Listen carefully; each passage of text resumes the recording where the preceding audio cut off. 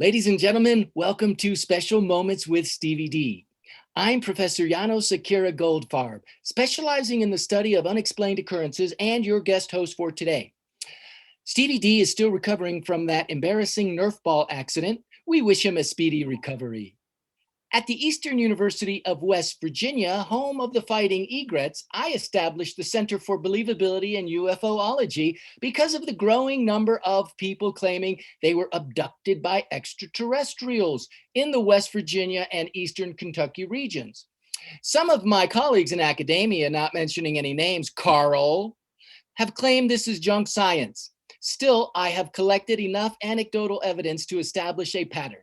For those who have been abducted, it can be a traumatic experience. Not just the abduction itself, but the backlash from friends and family who don't believe it.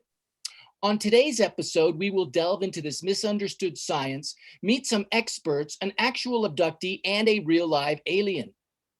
Joining us on this historic program is UFO specialist and paralegal, Miss Inga Gunderston. She has dedicated her life to understanding this scientific anomaly and has amassed quite a database on UFO sightings and abductions. Recently, she published a paper on the most definitive proof of extraterrestrial life on this planet, the Sargasso sponge migration of 1957. Miss Gunderston? Thank you, Professor Yankos. It's interesting. It's very interesting.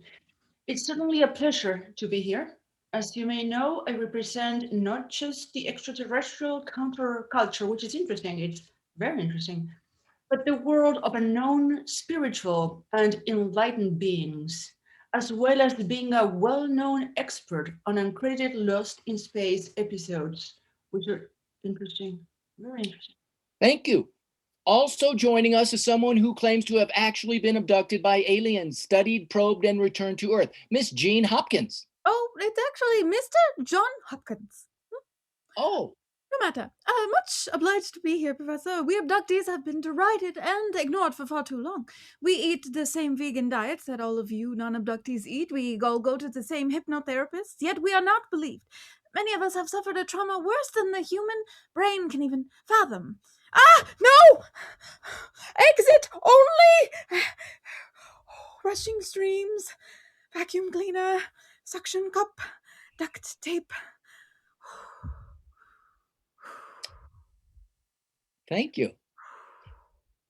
I would also like to welcome Dr. Guy Hamilton, a neuropsychologist specializing in the biochemistry of neurotrauma of abductees. Mr. Hamilton? Yes, thank you, Yanos. I found treating abductees to be particularly profitable. Rewarding. Yes, rewarding. And because of their trauma, I've been particularly successful in building a deck. Their trust. Building their trust. Yes. Yes, of course. So, representing the U.S. government is Miss Kit Murphy. She is the Department of Homeland Security's Assistant Secretary of Aerospace Giveaways. Thank you, Yanos. It is a pleasure to be here, and thank you, Raytheon, for making weapons that even the military doesn't want. Jimmy, It's Yanos. Stefan, it is the federal government's position that what your guests have encountered are simple weather balloons and light refractions, not UFOs. Interesting. Lastly, Miss Celeste Being, an extraterrestrial from the planet of Tremalbabador and mother of a repeated ET teenage offender accused of mistreating humans. Because of our nitrogen-oxygen-rich atmosphere, to better communicate with humans, she has taken the form of a cocktail waitress from Barstow, California. Thank you, Yanos. I just want to say it is an honor to be your first non-human guest. I look forward to the opportunity to explain my son's unusual behavior. I am very, very, very sorry. Also, we will unleash your brain spores, which will control your free will and absorb the nutrients of your spleens.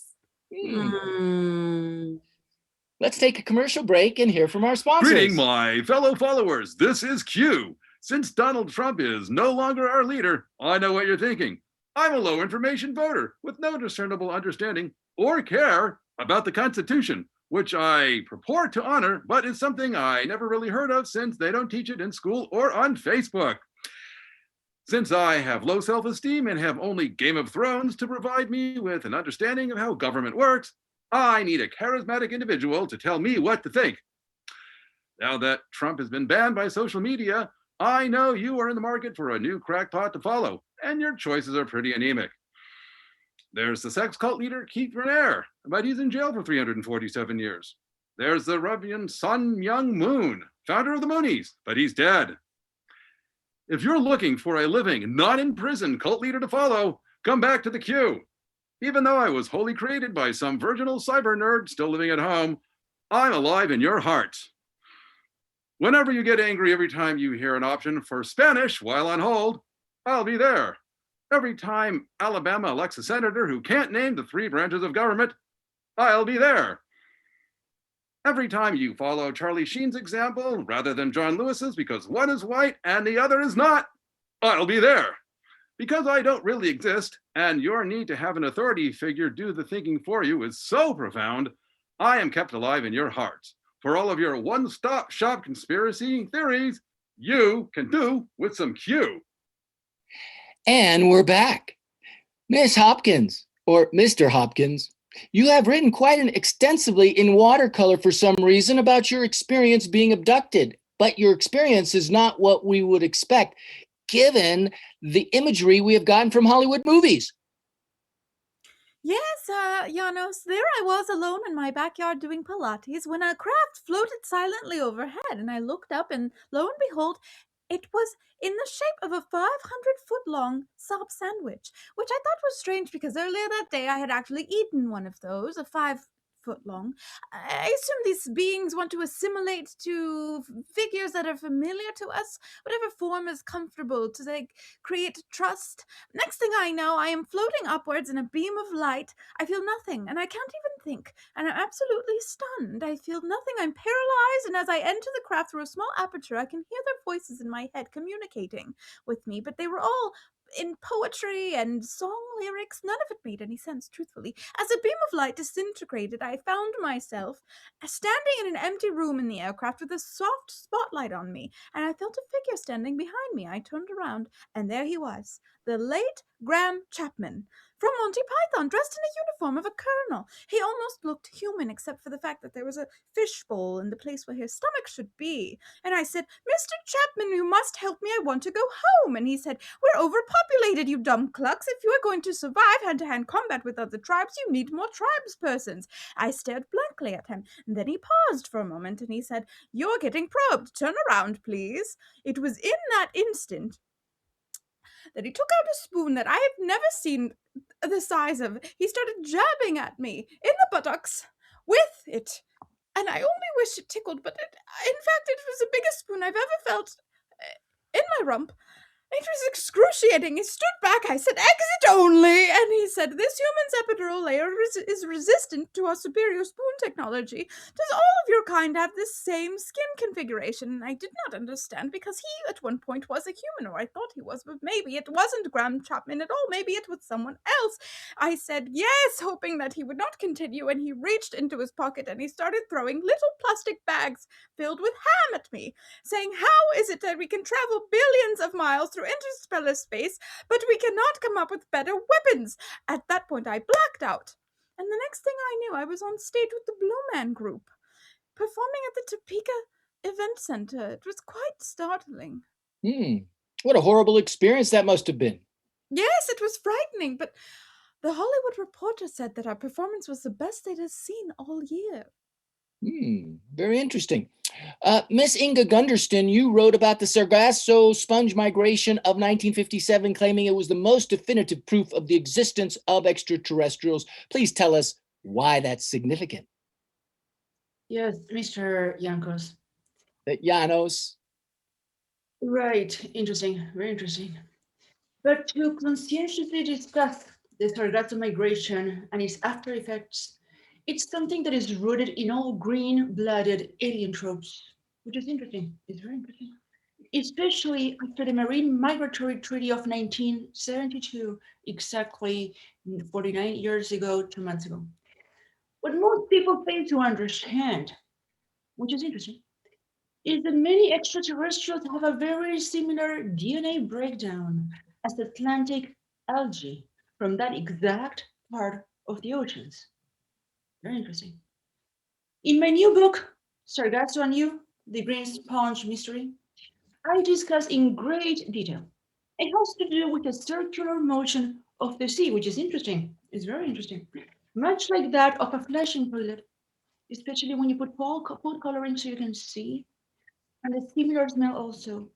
But I don't want to bore people tonight with this idiotic minutia. Get the book. Read chapters 2, 3, 4, 8, and 9. Wait a minute. No. Chapter 9 is my algae cooking recipe for your teeth, which is interesting. It's still very interesting. Chapter 11, that's the good one.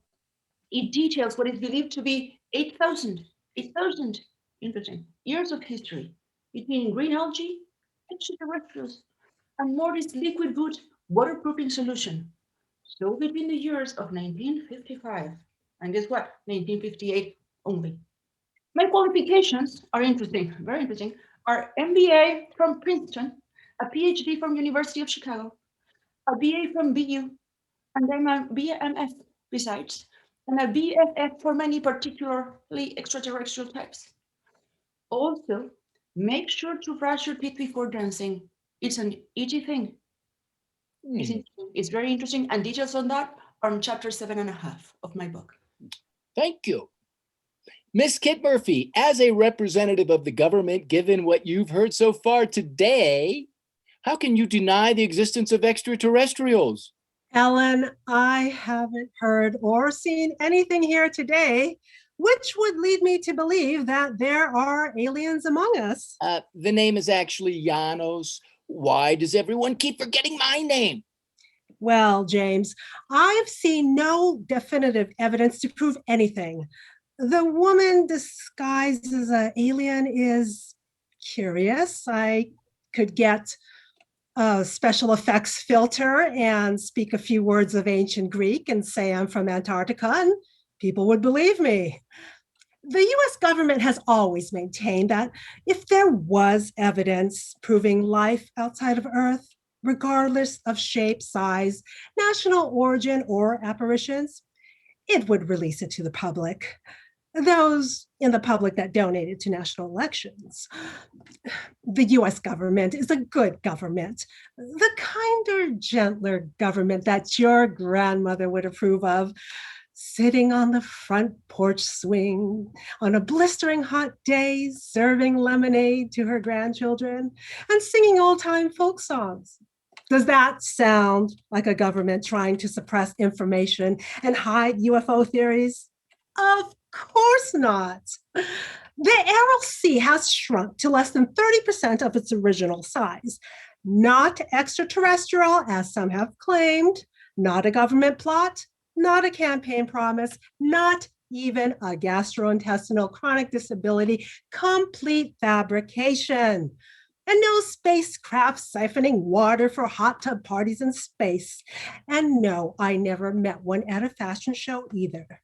Speaking of fashion shows, I'm also a committee member of the SSSSSS, the Secret Sargasso Sea Sponge Senior Security Scientific Survey, which has concluded that the Sargasso sponge migration of 1957 was simply the byproduct of thousands of shrimp, each inhabiting thousands of sea sponges. This habituation resulted in a mass of sponges moving a total of 1.5 feet. Science once again disproves the presence of extraterrestrials, and the government is satisfied that aliens are not abducting anyone, be it human or sponge. Well, thank you. Dr. Hamilton, as a mental health professional, have you been able to establish a pattern amongst the various abductees you have been treating? Yes, of course, Yanos, and it is Yanos. Yes, after years of painstaking research involving hundreds of man-hours and millions of Krugerrands in funding, the pattern we discovered was plaid. Oh. Indeed. Now, why do you determine their trauma based on their income? Right. It's all very psychological. I don't think we'll quite understand it since you're not one of us. It has to do with the way billing cycles are done and the way the trauma is affected and how many sessions it would take to delve into the issue. And besides, Daddy needs a new jet ski. Oh, well, tell me this. When under hypnosis, do your clients speak to you in their own voice or that of an alien possessing their brains? That's an excellent question. Occasionally it's their own voice, but for some reason, the abductees that I've been able to treat, strangely enough, I would say a majority of them conjure up the voice of TV host Pat Sajak, who they claim is not of this world. And do humans prefer their left or their right after being in a flying saucer? First of all, that is a derogatory term. They prefer the term spherical disc, and there is no left or right on a disc. It's sort of like saying sitting in the corner of the Oval Office. So human physics doesn't apply here, but their bank accounts do. Wonderful. Thank you. Miss Celeste Being. Am I saying that correctly? Actually, it is Celeste O apostrophe Being. I am 1/5 Irish on my dominant pod progenitor side. And as one who walks among you in your form, I can safely say that Mountain Dew should not exist in any galaxy. And why is it you Earth people drive on a parkway, yet park in a driveway? But I would like to take a moment to say something that my otherwise superior son will hear, since this is apparently broadcast to over 70 million people worldwide and another 25 million in the closest 3 light years away.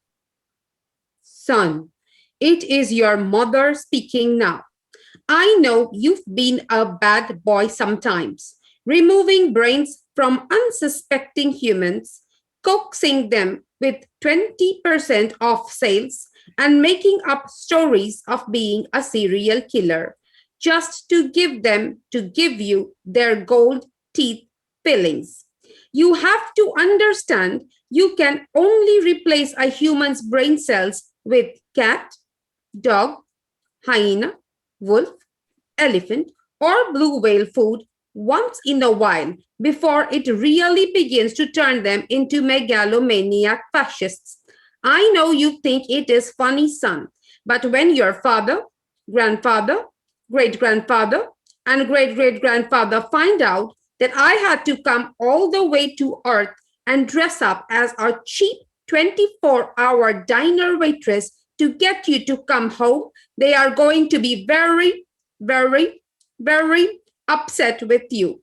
Also, son, please stop hiding the president's blondie and Dagwood boxer shorts. He needs them for happy time with the first lady. And no, you cannot watch them play.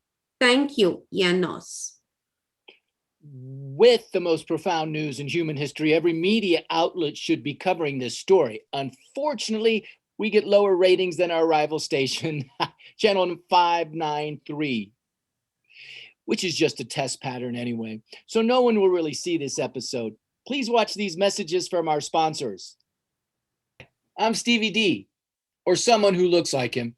And I just want to tell everybody, even though there may be a lockdown or some kind of inconvenience due to COVID, I've just got to tell you, we had Luigi sent all the way to Reno so I could eat a delicious meal with my poor, neglected, aging mother who just loves good Italian food. And dear mama said that when she ate Luigi's ravioli, she felt like she was back in the old country, our homeland. Our homeland was actually Greece, very different cuisine, and my mother was born in Ohio. So what she's talking about, I don't really know. You know how older people get when they start reminiscing about things and the wrong city, state, family, even ethnicity. I guess she always wanted to be Italian deep down inside. Anyway, she's in bed right now resting from that great ravioli linguine with clams, spaghetti bolognese, fettuccine alfredo, and spaghetti puttanesca. Oh, and don't forget about the gnocchi. Fantastic. I guess Luigi wanted to make sure we had enough food for the winter. The old ladies had a shot of ouzo too, so that kind of put her out for a while. But anyway, thanks, Luigi. Thanks for the great meal. I gained 5 pounds just thinking about the 10 pounds I put on with the marinara sauce. We'll see you when we get back to Pacifica. And Luigi, those meatballs out of this freaking world, I'm telling you. Okay, I gotta go. I think I hear my mother calling for her antacid tablets. See you later. And welcome back. Miss Jean Hopkins, how have your experiences being abducted by a UFO affected your eating habits, as well as your ability to predict winners at the races and your backgammon strategy while on a boat in the Volga River Delta? It's Mr. John Hopkins. Well, as I said, the experience has caused me to go vegan, as the aircraft was completely covered in blood from wall to wall of foreign entities, I believe. I presume some animals from other planets, I'm not sure. Perhaps they were eating some of our kind. The blood is hard to tell apart. You could just smell the torture, and the mere smell of tourist meat farts was repulsing, so I took it as a sign to distance myself from gorging on animal flesh. Now, there is some confusion in my head about a memory I have. I'm not quite sure if this is a real memory or if my hypnotherapist has convinced me that my happy place is real, but I have a distinct memory of a platter of jelly donuts that I delighted in while aboard the spacecraft. After being sodomized, it was the least that I could do for myself, indulge in my salivary senses, of course, as a distraction from the trauma, you see.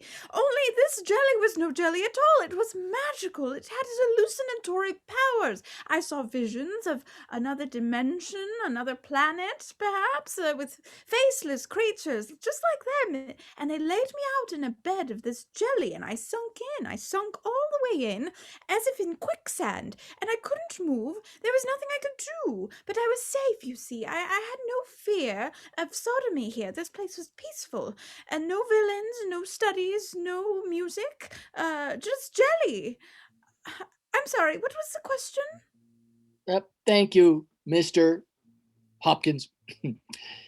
Miss Gunderston, please tell us, why are UFO sightings always in rural places when there is no one around? What's up with the Freeman spice quotas on the planet Arrakis? And why do Bernadette Peters and Paul Rudd never seem to age? About the rural places, it's interesting. It's very interesting. Like Mr. Hopkins very well said earlier today, they like to perform, sing, and do poems. So it has to do with the acoustics. As far as your other two questions, they're not very interesting at all. So I'm just gonna go ahead and mute myself. That's interesting. Oh, well, are ETs still in contract negotiations with Bigfoot over the land grant issue of 1995? It's interesting. Now that is very interesting. The negotiations are over for 1995. That was many years in the past. I have some information that I'm not fully allowed to disclose, which is interesting information, very interesting information to have. Maybe by the next episode, I'll be able to share it with you. Thank you. You're welcome. Mr. Hamilton, please explain why many who have been abducted cry out for unlisted telephone numbers at night instead of for their own mothers, as normal humans would after being through such a traumatic experience. Yes, excellent question. First, I have to say that the comment that Mr. Hopkins had made about the jelly resonates, because many of my clients mentioned something similar, but not jelly. Hostess Susie Q cream filling. It seems to be a recurring theme, motif, if you will. So what was your question? I'm sorry. Well, forget that question. E.T.'s performances in bed, swimming in the Baltic Sea. I'm sorry, is that a question or a statement? Sure. Well, I've never seen the movie E.T., And I have been to the Baltic Sea, but I've never swam in it. So I don't know if that answered your question, but nevertheless, that's my statement. Thank you. Indeed. Miss Murphy, the government continues to deny that UFOs and ETs exist, even though we've demonstrated tonight there is evidence to the contrary. What can you tell us to clarify the government's stand? Actually, Trevor, I have yet to see any credible scientific evidence presented here today that UFOs and ETs exist, except in Hollywood and the psych ward. The government maintains that alien abductions are the products of delusional individuals who often have an underlying need to feel special. They therefore make up these fanciful tales of their remarkable alien abductions, or as the so-called expert said, they simply need to build a deck or get a new jet ski. UFOlogy, extraterrestrial counterculture, it's all junk science and abduction conspiracy. There are no aliens among us or whatever. I mean, help! I'm being abducted by an alien! Oh, so much for that. Thank you, Miss Kit Murphy. And last, Miss Celeste, what more can you tell us about how your species claims to be greater, more powerful, more intelligent, more cultured than we humans, even though you continue to drink water from our toilets? Yanos, in your planet, you say garbage in, garbage out. In our planet, we say garbage in, plutonium out. Yanos, I have to say that visiting your planet was not worth it. I have visited many planets, and this is the first planet for which I had to learn a new word, she-tea. She-tea people, she-tea roads, she-tea land, and did I mention she-tea people? We drink the dirty water and the filthy food of your planet, and then excrete out chunks of plutonium. The filthier the food and water, the higher quality the plutonium. In fact, my people are soon going to attack your planet because you have the filthiest waters, thereby allowing us to create and transport the largest repository of 99.9% pure plutonium in our galaxy. And since you mentioned cultured, simply compare your respective excreta. You produce filthy, stinky poop. We produce beautiful, high-quality plutonium that has no smell. Regarding your second question, the answer is no. Our children do not waste time on fiction. It is a highly inefficient use of time. Thank you, Yanos. Oh, you're quite welcome, whatever that means. My producer seems to be waving at me. Let's wave back. Hi. Oh, Glenn? What? Oh, we're out of time. That's our time, folks. I want to thank our guests for being here on what turned out to be probably the most important broadcast in human history. We wish Stevie D a speedy recovery. Not. Despite the fact that some of our guests disagree, we can all agree on one thing. Stevie D has no talent. I believe your government represents... Yes, of course. On next week's show, we'll tackle the vexing topic of why even fictional women find me repulsive. Good night, everybody. And can someone please find my teleprompter note? Sorry, your government representative's not human anymore. The government lady has got it right back. She was blind anyway. She kept saying, I don't exist when I exist. Serves her